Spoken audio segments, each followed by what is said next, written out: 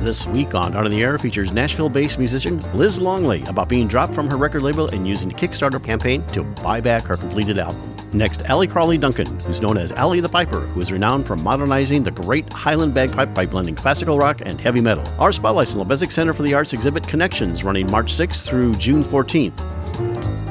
Express yourself through art and show the world your heart. Express yourself through art and show the world your heart. You're in the know with Esther and Larry. Art on the air today. Stay in the know with Larry and Esther. Art on the air our way. Express yourself through art and show the world your heart. Express yourself through art and show the world your heart. Welcome. You're listening to Art on the Air on Lakeshore Public Media, 89.1 FM, WVLP 103.1 FM, our weekly program covering the arts and arts events throughout Northwest Indiana and beyond. I'm Larry Breckner of New Perspectives Photography, right alongside here with Esther Golden of The Nest in Michigan City. Aloha, everyone. We're your hosts for Art on the Air. Art on the Air is heard every Sunday at 7 p.m. on Lakeshore Public Media, 89.1 FM, also streaming live at lakeshorepublicmedia.org, and is available on Lakeshore Public Media's website as a podcast. Also heard on Friday at 11 a.m. and Monday at 5 p.m. on WVLP 103.1 FM, streaming live at wvlp.org. Our spotlight interviews are also heard Wednesdays on Lakeshore Public Media. Information about Art on the Air is available at our website, breck.com/AOTA. That includes a complete show archive, spotlight interviews, plus our show is available on multiple podcast platforms, including NPR One. Please like us on Facebook, Art on the Air, WVLP, for information about upcoming shows and interviews. And we'd like to welcome back to Art on the Air Spotlight from the Lubeznik Center for the Arts. It's curator Whitney Bradshaw, and she's going to discuss their upcoming exhibit that's going to be opening in March. But welcome back to Art on the Air Spotlight and talking about Cosmic Connections. Thanks, Larry and Esther. I'm so happy to be back. Happy New Year. Happy New Year. Talk about Cosmic Connections with you all. Do you want me to just give a little overview of the show? Yeah, tell us a little bit about the show, what's some of the artists that are going to be involved in it, and even the concept of it. Sure, yeah. Well, I think this show is going to be out of this world, so everybody should come and see it. It's called Cosmic Connections, and it opens on Friday, March 6th, with a public reception from 5 to 8 p.m. The show is going to run through June 14th. And the show explores the work of three different artists, Ravi Arupa, Megan Green, and Michiko Itatani. These three artists, they all investigate the universe as sort of an improvisational creative process mirrored in our imagination, in human imagination and creativity. The artwork in the exhibition weaves together scientific, spiritual, and also subconscious insights that the artists bring to the work. And all of the work really invites the audience to reflect on their own connection to the cosmos. Each of the artists has a really different approach to their work, and you'll see in the exhibition graphite drawings by Ravi Arupa, as well as found material object sculptures by Ravi, and some self-portraits by Ravi. And then there's also going to be really large-scale oil paintings by Michiko Itatani. And by large scale, I mean like 8 foot. Enormous. Enormous oil paintings. And then they're fantastical, really. I mean, I love the way you put these three artists together because it's such a great blending, especially reflecting on the cosmos and all that mystery. Yeah, thank you. I'm excited about it. It's a really great, diverse group of artists, you know. And so in addition to Ravi and Michiko, there's going to be these extraordinary drawings that are actually made by layered ink wash, colored ink washes, and then colored pencil by an artist named Megan Green. And so it's just a real interesting mix of materials. And then each person approaches the subject of the cosmos in a unique way. So, Michiko's large scale paintings are really like they imagine a sort of sci-fi vast galaxies and humanless interiors, like concert halls and libraries, even living rooms that kind of look up to the heavens and are sort of charged with a supernatural celestial phenomena. They're pretty extraordinary. They are. They're really, because you are contained in this space, but the whole up is open, the whole top of the painting The just, painting just like yeah, opens up, and right, right, there's no humans in any of it. So the stars are sort of like our souls. We're all made right. of stardust. So that's Right. what's practical anyway. And then Megan Green's drawings are really extraordinary because they're like super meticulous, really layered, vivid color, and they're kind of like, I think of them as kind of cataclysmic energy, or solar storms in a way. Right. It's like stars bursting or something. I don't know. It's Yeah, really magical. they're extraordinary. Yeah, and her like skill is just unbelievable. And then Ravi's work, which I said is a sort of a mix of graphite drawings that are kind of abstract and obsessive, are also connected to his like long-term investigation of self-portraiture, that has to do with he's kind of interested in the spiral, which is a form that's found in everything from DNA to weather systems to flowers to seashells, and he uses that as a symbol of like continuous change and creativity and spirituality, and really is interested in the unity between our inner space and outer space. And so it's a really just a super interesting mix, and I don't think anybody can come into the show and not be like left totally inspired and really thinking about their connection to the universe. Ravi's work is so thoughtful. It really makes you, it's very, you contemplate them because even though they're like, a lot of them are self-portraits, I don't know, I just kept studying them, trying to think, okay, where is this? What was he thinking about? Yeah, so much about They're beautiful. spirituality. Yeah. Well, Yeah. in our final moments here, we're going to give you a chance to talk about the dates of the show, how it's running, when you're doing a gallery talk, and such as that. Great. Yeah, again, the Cosmic Connections, so excited about it. It opens Friday, March 6th, to the public with a reception from 5 to 8 p.m. I'll be there. The artists, all three of the artists are meant to be there. And then I'll be giving a free tour, a curatorial tour of the exhibition on Saturday, March 14th at 11:30 a.m. Hope lots of people will come. Well, we appreciate you coming on the show. That's Whitney Bradshaw, and you saw the events March 6th, Cosmic Connections at Lubeznik Center for the Arts. Thank you so much for coming on the show and sharing what's going on there. Thank you so much. I love talking to the two of you. Yeah, thank you so much. Art on the Air Spotlight and the complete 1-hour program on Sunday is brought to you by Ember Forge Consulting. With end-to-end expertise in learning strategy, design, and implementation, Ember Forge turns your organization's knowledge into impact. To learn more, visit emberforgeconsulting.com. And as a reminder, if you'd like to have your event on Art on the Air Spotlight or have a longer feature interview, email us at aota@brech.com. That's aota@brech.com. This is Howard Levy, musician, author, and educator, and you're listening to Art on the Air on Lakeshore Public Media, 89.1 FM, and on WVLP 103.1 FM. We are delighted to welcome Liz Longley to Art on the Air. Liz is a Nashville-based beloved singer-songwriter whose luscious words and music catch you off guard and transport. She has earned accolades from prestigious songwriting competitions in the country, including BMI John Lennon Songwriting Scholarship Competition.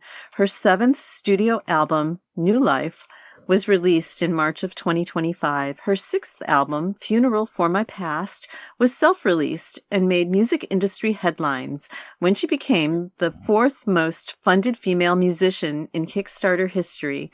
That story was carried in Billboard magazine. It was also included in 100 albums released in 2020 to put on your radar. Thank you for joining us on Art on the Air. Aloha and welcome, Liz.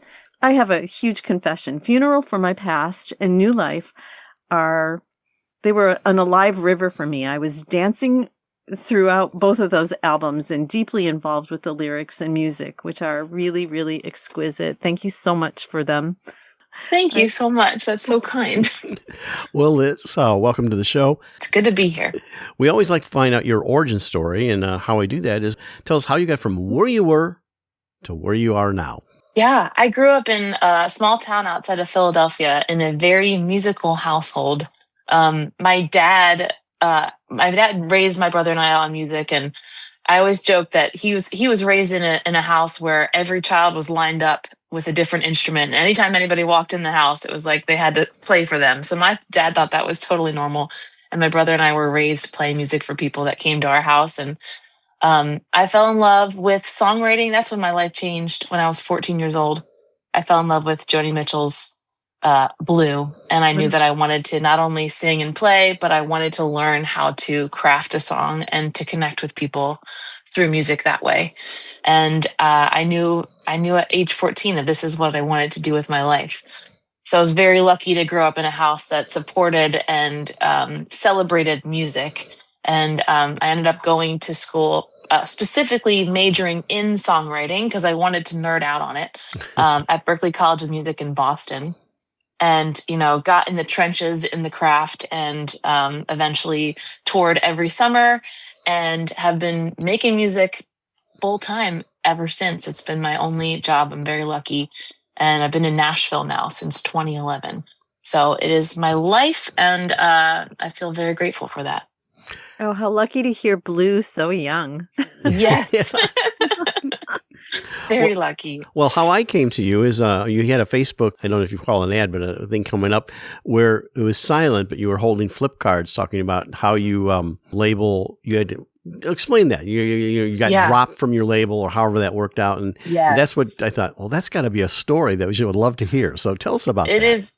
Thank you. It is a story. It was one of the hardest moments in my life, but ended up being one of the best things that ever happened to me. So when I moved down to Nashville, I signed a record deal and all my musical dreams were coming true. I was making music with some of the most incredible musicians on Music Row and making albums. And I signed a record deal and I made several records with this label. And when I handed in Funeral for My Past, everyone there had changed. The people that signed me were no longer there. And essentially they said, we're not going to release this record, though it was completed. And I was very excited to put it out in the world. So they basically said, we're not going to release it, but you can buy it back from us and release it yourself if you'd like. And, actually, as gut-wrenching as that sounds, I was very lucky that I was even given the opportunity to buy it back. The only sticky spot was that I didn't have the money to do so. So it was a lot of brainstorming on how to buy my music back. And eventually I decided to launch a Kickstarter campaign. And that's when 1,302 incredible music supporters showed up for me. The Kickstarter was funded the first day and it continued to skyrocket. And that's when I became the fourth most funded solo female musician in Kickstarter history. And I've been proudly independently releasing music ever since. And Funeral for My Past was such a success, even without the label, that it really reminded me that it's a gift to be able to share music. And however it gets out in the world is good. You need a label. So was that the title before all of this happened? Isn't it strange? It is. And the song, the title track was written well before any of this happened. And now I think I have that theme in my songwriting where I write a song and then it ends up connecting with me in a different way, deeper over time for whatever reason. And that one in particular is a great case of that. Like I didn't know what I was about to be letting go of and that it would truly be the best thing for me. So, one of the lyrics in the song is about letting go of the things that like are burdening you basically and letting the light in. And I feel like I was really lucky to be able to do that in this scenario because of the music lovers. Well, you know what? Let's take a listen to it in just a moment. You're going to hear the cut "Fine" from that. Maybe tell us just a little bit about that particular track, and we'll go ahead and take a listen to it from Funeral. Yeah, this is a song I wrote after going through a breakup and realizing that, you know, it was maybe the best thing for us, even though it was the hardest thing for us. And I love singing this song. I still sing this song every night. I love singing this one.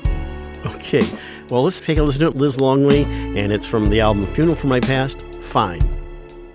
So you got a job and bought a house and fell in love with someone else. Alright, alright. Yeah, you're doing alright. You're doing alright. You and me, can we agree the best thing that we ever did was say goodbye? Though it killed us at the time. I've been thinking about the stupid mistakes that we made, and maybe it wasn't all a waste.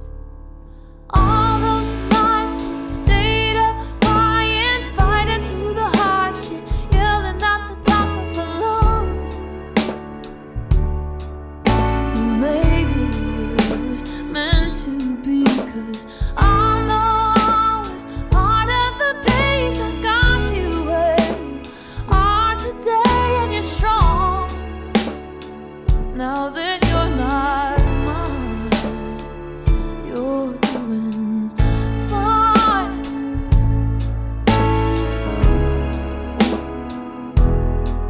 So you heard my tires screeching, came down the driveway screaming how you'd never love again. Do you know that's what you said? That's what you said.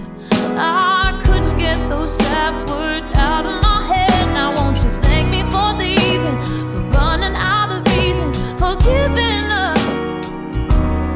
Or you can hate the heart that hurt you, but I'm the one that showed you that baby you'd be better off. You deserve a better love. All those nights we stayed up crying, fighting through the hardship, yelling at the top of our lungs. But maybe it was meant to be, 'cause I know it's part of the pain that got you where you are today, and you're strong now that you're not mine. You're doing fine. No, no, no, no, no, no. No, no, no, no, no, no. Alright. I've been thinking about the stupid mistakes that we made. All those nights we stayed up crying, yelling at the top of our lungs. I know it's part of the pain that got you where you are today, and you're strong now that you're not mine. You're doing fine.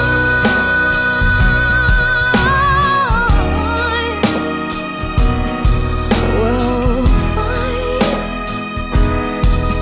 Maybe it was meant to be. And that was "Fine" from the album "Funeral for My Past." Liz Longley, our guest today on Art in the Air.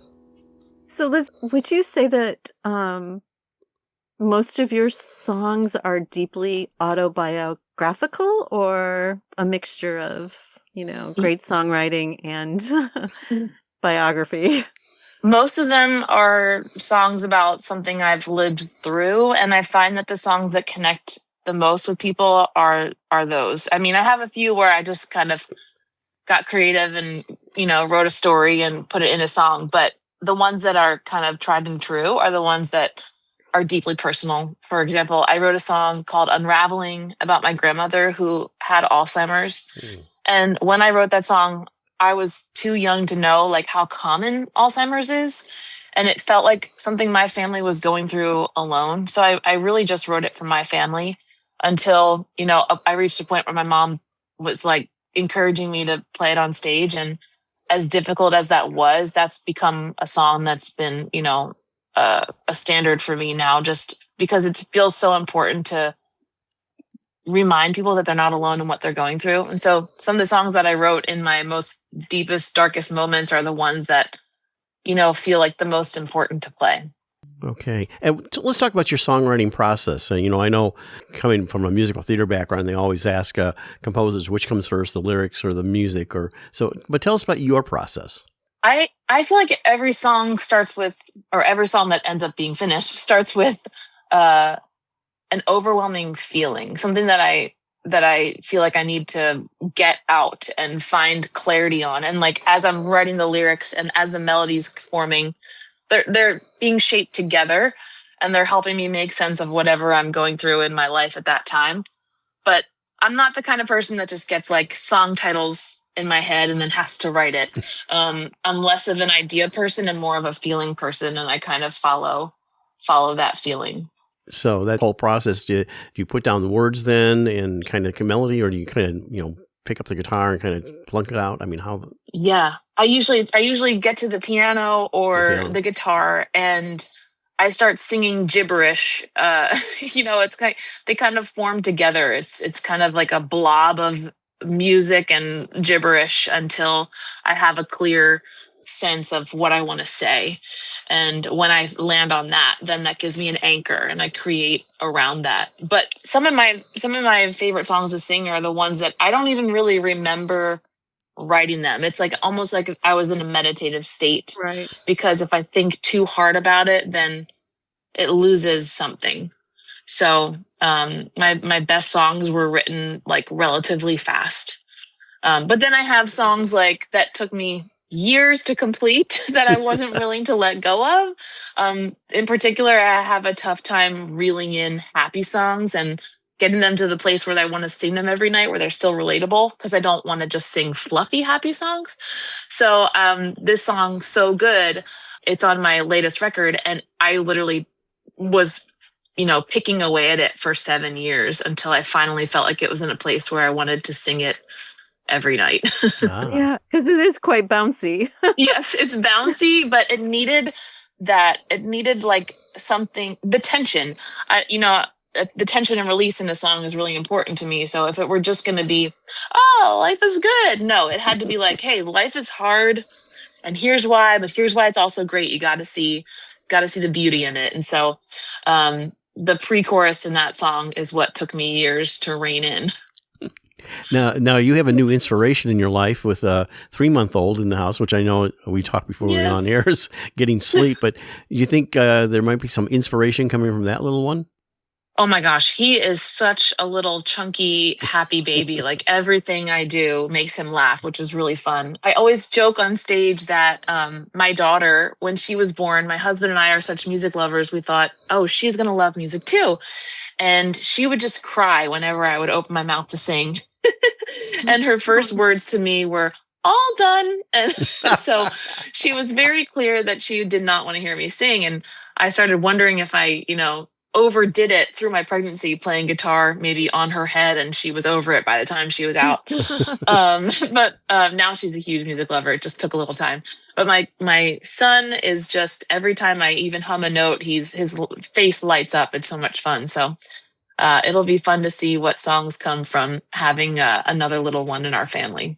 So your first, like the funeral for my past, that was in 2020, which is like COVID time. Yeah. And how is songwriting, like, can you compare songwriting during COVID time and baby time? I mean, like, what does it do to your songwriting or your daily songwriting practice?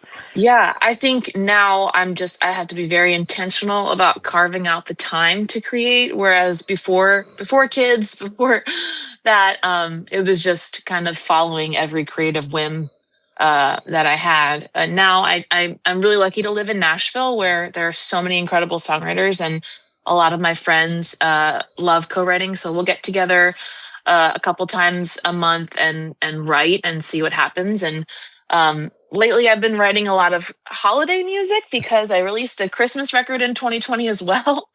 and it was so much fun. So I'm going to do that again this year and do a Christmas tour this year. So that's what I'm writing now, which is kind of funny. It's always funny to write Christmas songs in July, but I've been writing them for a while now. Is it an album of originals or?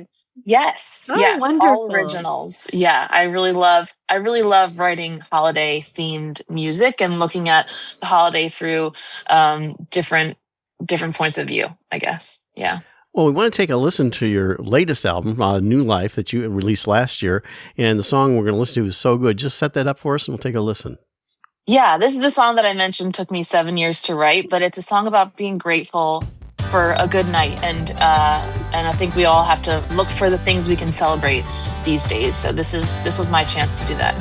Liz Longley's album, New Life, and this is so good. Baby, someday we're gonna grow up when the wild and reckless ways wear off. We're gonna wonder where the time all went, kicking ourselves for the money we spent. We'll have sunny days, dark days, rich days, broke days, birthdays, bad days, buffets and belly aches. Some days I wonder how we ever survive. Some days I can't believe we live this life. But tonight we got it so good, how we got it. My God, we got it so good. Wouldn't change it if we could. How we got it, it's good. How we got it, my God, how we get it so good, yeah. Baby, someday we might regret the wine and the weed and the cigarettes. Hey, who are we kidding? Why we ever do that? We're gonna live it up and never look back. Yeah, yeah, yeah, yeah. We'll have high days, low days. Things will go sideways. Soirees, ballets, broken down on highways. Hey, baby, the stories live on. We'll be singing, swinging, finger picking this song. Singing tonight. We got it so good, how we got it. My God, we got it so good. Wouldn't change it if we could. How we got it, it's good. How we got it, my God, how we get it so good, yeah. So good, alright. Young love, dumb luck, what the good stuff is made of. Making babies, Hail Marys, and oh, how time flies. We can't waste our days worried what's next. 'Cause baby, who knows how many we get. Hey, yeah, tonight we got it so good, how we got it. My God, we got it so good. Wouldn't change it if we could. How we got it, it's good. How we got it, my God, how we get it so good, yeah. So good, alright. So good. And that was so good on probably a year-old album, New Life. And that's Liz Longley, our guest today on Art of the Air. I would say it is so good. Yes. Thank you. So, Liz, what's coming up soon here? We have a few minutes left here, but what do you have coming down this pike for us, touring and whatever else? Yeah, this year is going to be full of shows around the country. I've got a lot of dates from here on out through the end of the year, particularly spiking up in December when I'll be doing another holiday tour. But I'll be on the internet too. I do a lot of live stream concerts from home for the places that I don't get to visit on tour. I have an amazing community on patreon.com where I share unreleased songs every month and do live streams, and I do cover songs every month. And it's a beautiful community of music lovers that has supported the longevity of my independent creative career. So that's what keeps me busy when I'm not on the road. I love learning about your custom song offer. That is so Thank you. beautiful. Thank you. It's funny that you say that because that's how I got into writing Christmas music. Because one of the first custom songs I ever wrote was for a family who said, we want a song that sums up how we spend the holidays. And it was I just absolutely loved that project, and that's what inspired me to keep making holiday music. So yeah, I love writing songs for people for special moments in their life, like their weddings or their anniversaries. It's really special to me. Well, we have just 1 minute left. Want people to know how they can find out about you, like websites, things like that, or reaching out to you if you can, and any other project coming up. Absolutely. I am on Liz Longley. That's LizLongley.com. My tour dates are on there. I'm also on all the social media platforms. So come say hello, send me a message, and maybe I'll see you at a show someday. And she's on Facebook. That's where I connected with her the very first time. Liz Longley. Yes. And you can see her at LizLongley.com, and on her website where her picture is. You click on it, it'll take you right there. And her latest album, of course, is New Life from last year. And she's anxious to hear the Christmas stuff, too. That'd be great. Liz, thank you so much for coming on Art of the Air and sharing your music journey. Thank you so much for having me. Yeah, it's been such a pleasure. Thank you. Thank you. Art of the Air listeners, do you have a suggestion for a possible guest on our show? Whether it's an artist, musician, author, gallery, theater, concert, or some other artistic endeavor that you are aware of, or a topic of interest to our listeners. Email us at aota@brech.com. That's aota@brech.com. This is Raina Duras, host of World Cafe, and you're listening to Art on the Air on Lakeshore Public Media, 89.1 FM. And on WVLP 103.1 FM. We are happy to welcome Allie Crowley Duncan to Art on the Air. Allie is known as Allie the Piper. She is talented on a wide variety of instruments, but her main focus is the Great Highland Bagpipe. She started playing bagpipes at age 14 and became world champion at 16 years old. Allie is a social media wonder who blends classic rock and heavy metal with Celtic influences, captivating audiences worldwide. Thank you for joining us on Art on the Air. Aloha and welcome, Allie. It's fantastic meeting you. I have to say, I love the video at Loch Ness. It was just so beautiful. Thank you. It was an amazing experience to be playing bagpipes in their ancestral home and just to be out by, we were at Urquhart Castle, so it was old, really, really dilapidated castle, really just preserved history, nothing done to it. And of course, the windy breeze of Loch Ness. It was beautiful watching you, but I have to say my eyes were also on the loch as well. Fair enough. It's beautiful. Well, our first question we always ask our guests is their origin story, how they got from where they were to where they are now. So tell us all about how Allie got here now. It is actually a popular question, a popular story to invite to be told, because how does a teenager, a young teenage girl of all things in America, end up being a professional full-time touring bagpiper? You're about to find out. So I was born in upstate New York, and I grew up there just outside of Albany in Latham, and I lived there for my entire childhood. And I started playing music at a pretty young age. My first instrument, though, was piano, and I cycled through many normal instruments before I landed on the bagpipes.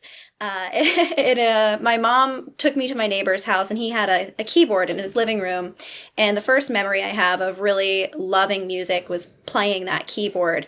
And I would just ask to go over all the time. I wanted to keep going over and visiting. And eventually my mom got me my own keyboard, and then she got me into lessons, and the love really cemented there. So I was about 6 years old, I believe, when I started piano lessons, and music has just been my first language forever. It was how I always chose to express myself. And then I started learning other instruments once I got into school. So they line you up and let you choose, and I chose clarinet, and I really enjoyed clarinet. But once I learned, for a couple of years and realized that jazz existed, I really wanted to switch to saxophone. So I started playing clarinet and bass clarinet in middle school, and then I took saxophone lessons and started playing alto saxophone through middle school. And then they were like, oh, she can play bass clarinet. Why not give her the baritone saxophone, which was larger than my body. It was humongous, but I actually loved it. And so I think those were really important moments because they really helped to increase my lung capacity, which I needed later. So this is all around when I was 12 years old, and then I started asking for flute and oboe lessons as well, and I took them from other students in school also, and so I learned a lot of the woodwinds. I just love the woodwind family. Anything with a reed, really, really felt connected to it. I love breathing into an instrument, and then sound comes out of it magically. I think it's kind of just a miracle that we have made something like that as humans. So I love the woodwinds. And then at 12 years old, my stepdad, this is separate from music, my stepdad legally adopted me through the court system in the States here. So I went through all of that, and I got a new last name, which is why my last name is hyphenated. And I wanted to get connected more with the new heritage that I had just literally been adopted into.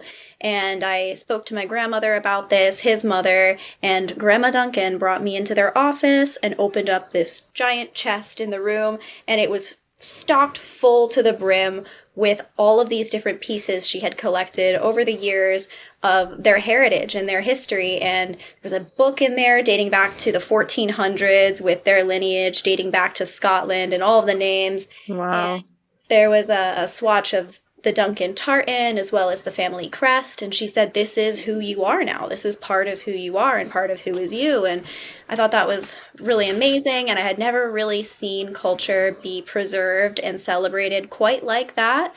So I wanted to learn more. So I started doing my own research on YouTube. And YouTube is where the bagpipes found me, because every single Scottish history video is soundtracked by none other than the Great Highland Bagpipe. And this is what I tell everybody. As soon as I found out that it was a woodwind, fate was sealed. So, weirdest woodwind I've ever met in my life.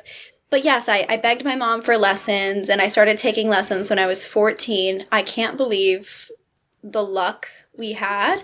There was a world-class youth program in Albany, New York. Wow. For teaching kids how to play bagpipes. And they almost didn't take me because I was 14 and obviously would age out of the program by 18. So I was considered too old. But, which is, again, crazy to think about when you picture a bagpiper. But yeah, they took me on because of my background with music. So I knew how to read, and I knew rhythm, and I got to skip some of the learning fundamentals of music. And I'm really glad they took me on, because I went on to teach them for many years after the fact. And my first students as a teacher myself went on to win the world championships with the later year of that same band. So 2-time world champion band. And I've been really, really lucky to be a part of a program quite like that. So your approach to the bagpipes is completely different. You know, most people think about Scotland the Brave, and that's how it's played. And of course, I listened to one sample that you did of that with helium, so that was funny. Yeah, that was very cute. But how did you decide, okay, I'm going to really take the bagpipe into, to me, a whole new area of rock music and into like even, metal? Yeah, that's the really fun part of the story, because a lot of it was an accident.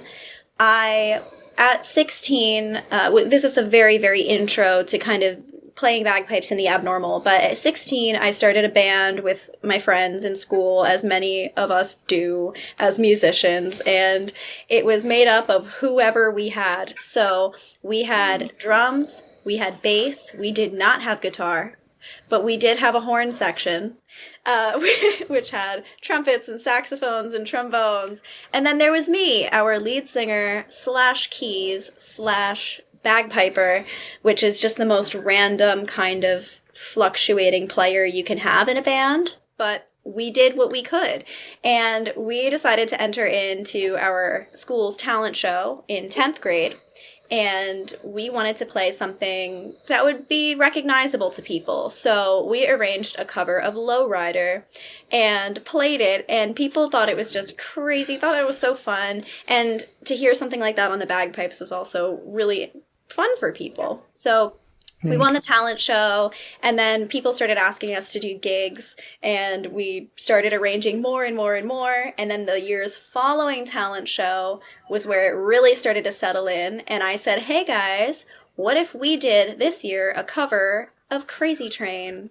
And we did just that. So over 10 years, 13 years ago is the first time I arranged Crazy Train for the bagpipes. And it was so fun. It was incredible. It kind of blew up a little bit, and we made t-shirts. And the band, by the way, was called Pipin' Hot. So we had a lot of fun with it. But we did disband after high school when we all graduated.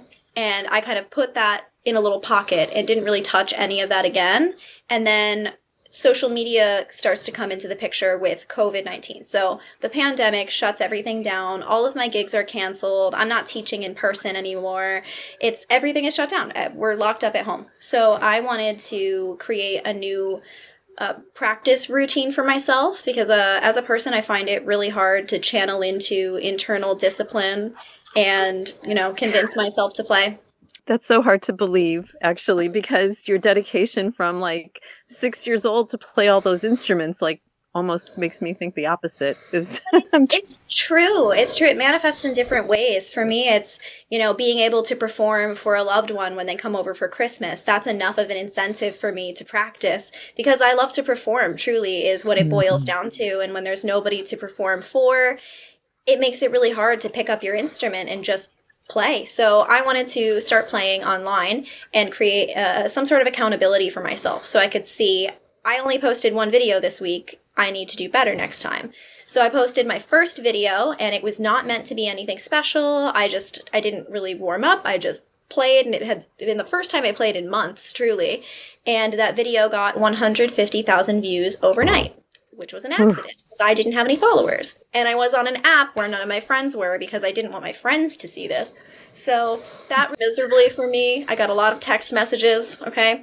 But I took it as an opportunity and I started reading the comments, and a lot of people were feeling very connected to the culture and heritage that they were missing because everything was shut down during COVID and nobody was hearing bagpipes anywhere. So I started playing for people. And again, that just sparked the love for performing that I have and sharing my love for the instrument that, not everybody cares for.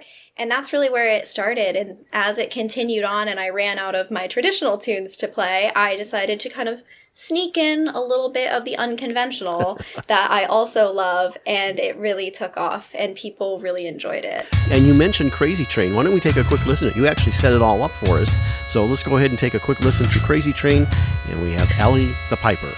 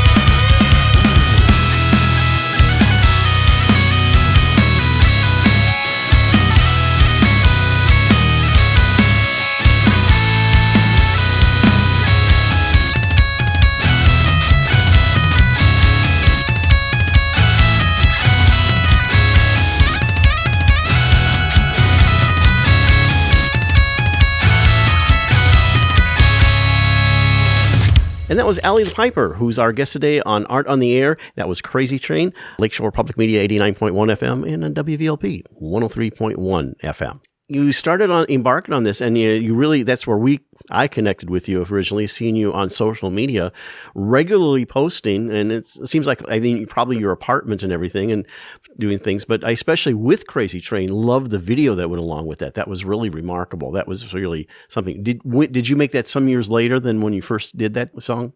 I believe it was about a year after I had released Crazy Train that I made the video for it.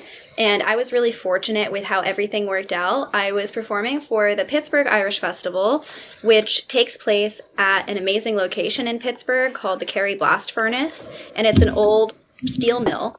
And one of my friends from college was in the area and lives in the area, and we were at the festival, which took place in the area. And so all stars aligned, and I got the permission to film my video there. It's crazy. I can't believe that I was even there to begin with, let alone to have it documented and filmed like that. So that was an amazing experience. And I actually just filmed another video that might rival that one.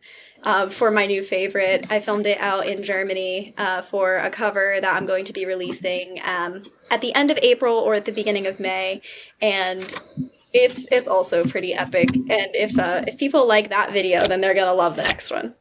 So I have a question about, so not only do you do covers of these really well-known things, you also write music as well. And so North to Palmer, I think, is one of those. Can you describe the process of doing North to Palmer? Absolutely. So when I released my album, The Session, last March, I wanted to write an album that kind of helped me start fresh. I had a lot of really big changes in my life and in my career, and I wanted to really pay nod to my roots and all of the things that really feed me musically and feed my soul. And those things are the traditional world, the competitive world, the folk world, also the rock world. And I had many years where I loved playing the Irish tin whistle. I played in a band out of New York City for a little while as a teenager, and I'm actually self-taught on the Irish tin whistle, and I love incorporating it as a harmony instrument in most of my work. It's in many things. It's in my cover of Freebird. It's in my cover of She's a Pirate. And they're kind of just always in the background. And so I wanted to take it further and give it a feature. And so North to Palmer was just that. And it features the tin whistle, of course, at the beginning. And then there's a huge bagpipe section in the middle. And then it goes back. But it's a little bit more traditional than the rock stuff. But the whole support of it is still a classic rock kind of feel. And so it kind of married together what I've been doing with where I started. And that's kind of the theme and the voice of the entire album. Well, let's take a quick listen to that. This is Road to Palmer with our guest today, Allie the Piper.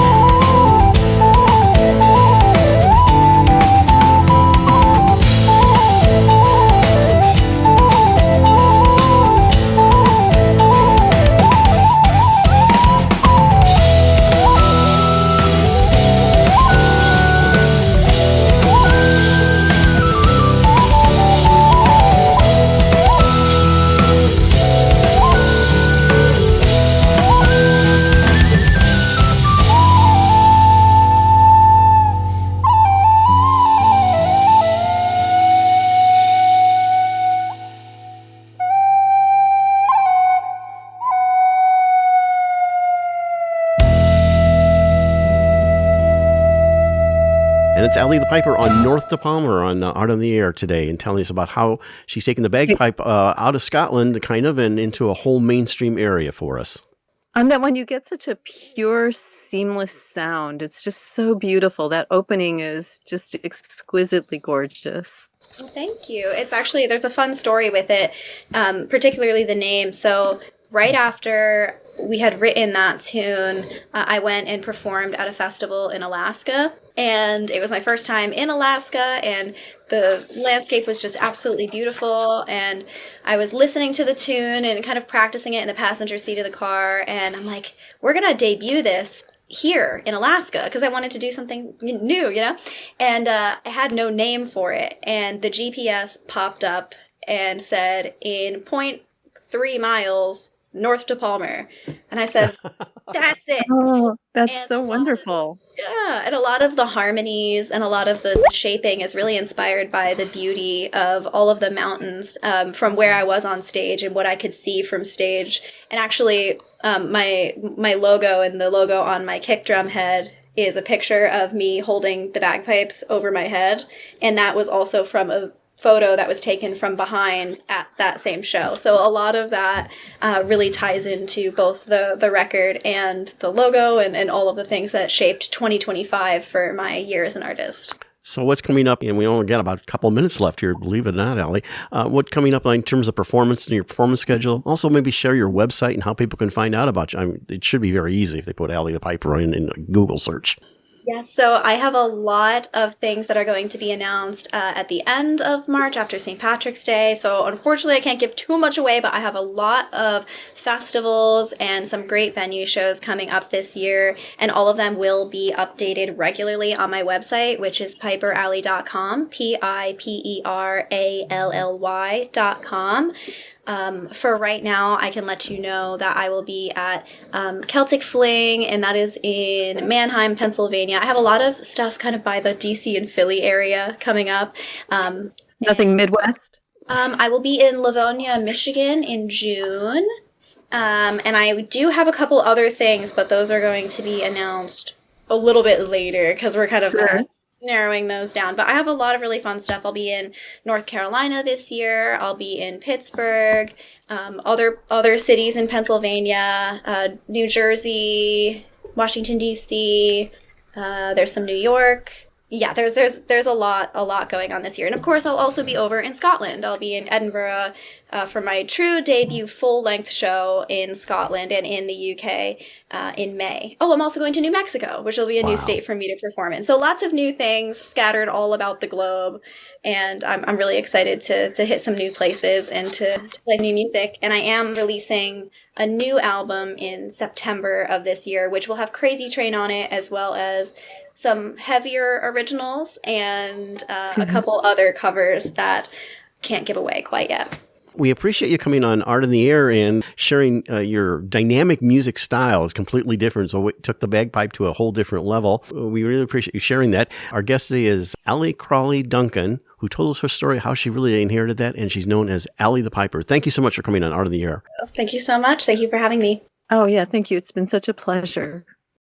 We'd like to thank our guest this week on Art on the Air, our weekly program covering the arts and arts events throughout Northwest Indiana and beyond.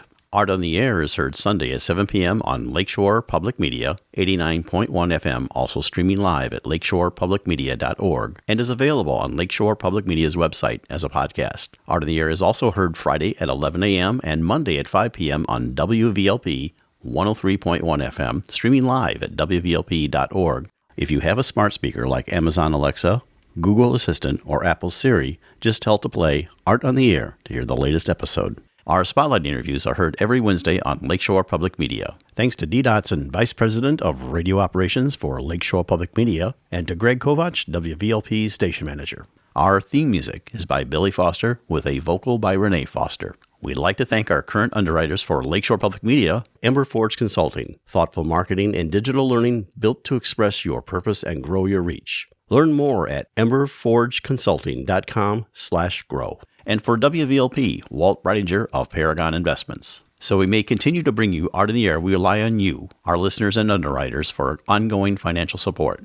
If you're looking to support Art in the Air, we have information on our website at breck.org. breck.com/AOTA, where you can find out how to become a supporter or underwriter of our program in whatever amount you are able. And like I say every week, don't give till it hurts. Give till it feels good. You'll feel so good about supporting Art on the Air. If you're interested in being a guest or send us information about your arts-related event or exhibit, please email us at aota@breck.com. That's aota@breck.com, or contact us through our Facebook page. Your hosts were Larry Breckner and Esther Golden, and we invite you back next week for another episode of Art on the Air. Aloha, everyone. Have a splendid week. Express yourself through art and show the world your heart. Express yourself through art and show the world your heart. You're in the know with Esther and Larry. Art on the Air today. Stay in the know with Larry and Esther. Art on the Air our way. Express yourself through art and show the world your heart. Express yourself through art and show the